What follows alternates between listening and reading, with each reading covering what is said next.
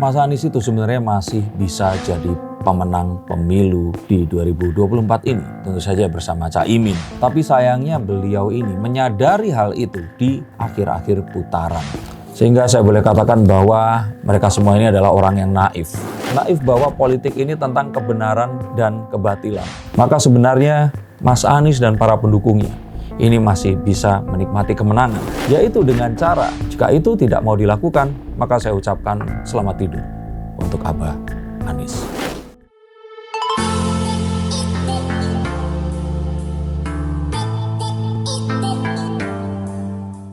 Halo Sensikers, kembali berjumpa bersama saya Denny Darko. Tidak ada yang namanya misteri, yang ada adalah tanda-tanda yang kita semua coba untuk mengerti. Mas Anies itu sebenarnya masih bisa jadi pemenang pemilu di 2024 ini, tentu saja bersama Caimin. Tapi sayangnya beliau ini menyadari hal itu di akhir-akhir putaran. Nah, apa kira-kira yang seharusnya kemarin dilakukan oleh Mas Anies dan para pendukungnya, dan mengapa dia akhirnya harus menelan pil pahit kekalahan di pemilu 2024 ini? Yuk kita akan lihat menggunakan kartu-kartu saya. Yang pertama, para pendukung Mas Anies ini bukanlah pendukung Anies Baswedan. Paling tidak itu mayoritasnya di awal-awal. Mereka ini bukan orang-orang yang secara natural memang mencintai Mas Anies. Kecuali orang-orang yang di Jakarta ya. Awalnya orang-orang ini adalah orang-orang yang membenci Jokowi. Maka boleh saya katakan bahwa mereka berkumpul, mereka itu ada bukan karena Anies Baswedan. Sama seperti pada tahun 2017. Jutaan orang, at least mereka mengklaim seperti itu. Orang-orang yang berkumpul pada 212 itu berkumpul bukan karena Habib Rizik atau Anies Baswedan. Mereka semua berkumpul karena Basuki Cahayapurnama atau Ahok. Percaya atau percaya? Nah, karena mereka ini berkumpul karena kebencian dan merasa harus memerangi sesuatu, dengan semangat mereka itu datang ke situ. Maka narasinya kemudian adalah bagaimana caranya menjelekkan Jokowi atau apapun yang mereka tidak sukai itu tadi. Nah, sedangkan dalam psikologi manusia, otak manusia atau pikiran kita itu tidak bisa menerima sebuah perintah negatif, tidak bisa menegasikan sesuatu. Maka hanya ada kalimat positif yang bisa diterima. Mas Darko ini sulit penjelasannya. Oke. Jadi orang kalau diberikan kata-kata yang menegasikan atau menegatifkan sesuatu, maka hal yang dinegatifkan itu malah yang masuk ke pikiran mereka. Jangan pilih Jokowi. Nah, yang diingat akhirnya Jokowi terus. Sama seperti kalau kita melarang anak kita, awas jangan lari-lari saat hujan. Jangan keseringan bermain game Mobile Legends. Nah, yang diingat adalah game Mobile Legends. Kalimat-kalimat seperti jangan, bukan, itu hanya akan membuat objek setelahnya semakin diingat. Dan inilah yang membuat nama Prabowo Gibran itu semakin diingat oleh banyak orang. Bahkan oleh para pendukung dari Anies Baswedan ini tadi. Mereka jadi lupa untuk mempromosikan Anies Baswedan kepada orang-orang yang belum menyukainya.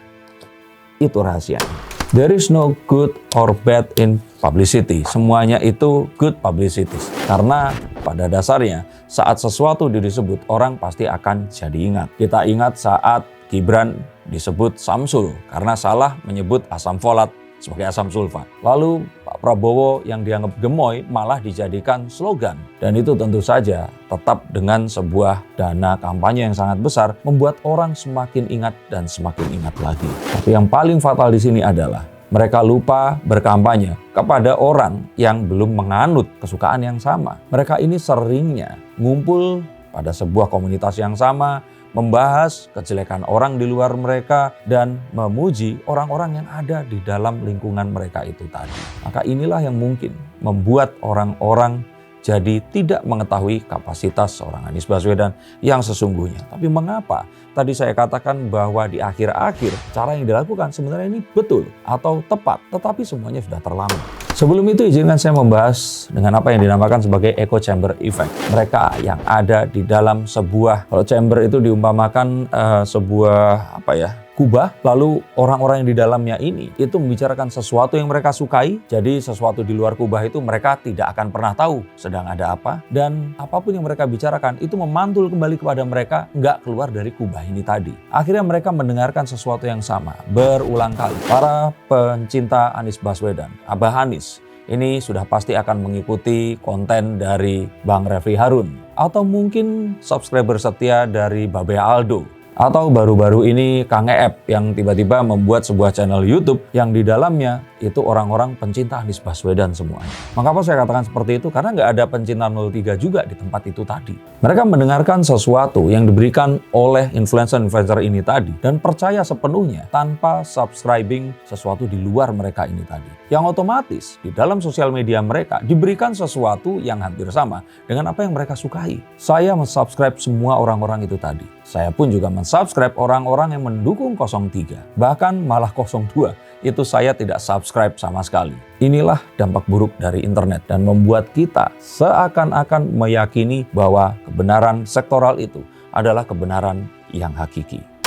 Orang-orang yang di dalam kungkungan chamber ini tadi terus kemudian menjadi mengelulukan sesuatu yang ada di tempat itu. Padahal sejatinya mereka hanya menjumpai sesuatu yang itu lagi. Kalau istilah orang itu 4L, elu lagi. Itu E dan L ya, elu lagi. Menjadi eksklusif dan seperti saya katakan lupa untuk berdakwah kepada kaum yang belum masuk ke dalam ajaran mereka ini tadi.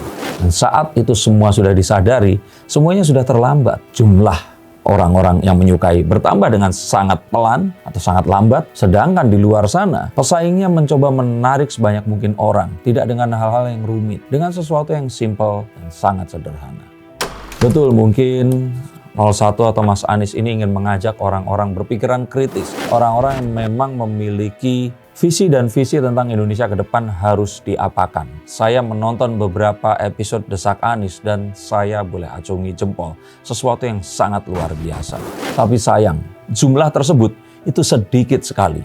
Jika kita menyadari berdasarkan dari riset BPS 2023, jumlah warga negara Indonesia yang sudah lulus pendidikan SMA, SMK, atau sederajat itu hanya 30% saja dari seluruh penduduk di Indonesia. Dan untuk mendengarkan apa yang disampaikan Mas Anies, akan lebih baik jika mereka ini sudah mengenyam pendidikan tinggi yang mana persentasinya hanya 15% saja. Dan itu harus dibagi-bagi menjadi pendukung 03 dan pendukung 02 juga. Maka ini adalah sebuah kampanye yang betul tapi kurang tepat sasaran. Tapi tentu saja ini lebih baik dibandingkan hanya seperti kemarin mengikuti apa yang disampaikan oleh Kang Eep waktu itu untuk melakukan kampanye itu di masjid saat Pilkada 2017 dan saat ini dilakukan dalam kajian-kajian para pengikut mayoritas Islam moderat yang juga bisa diasosiasikan dengan PKS tadi.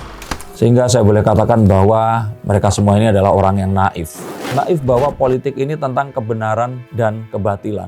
Naif dan menganggap bahwa tujuan memenangkan Abah Anies ini adalah untuk sebuah kegiatan amar ma'ruf nahi munkar yang harus dilakukan. Padahal sejatinya dalam pemilu tidak ada yang namanya kawan dan lawan yang abadi.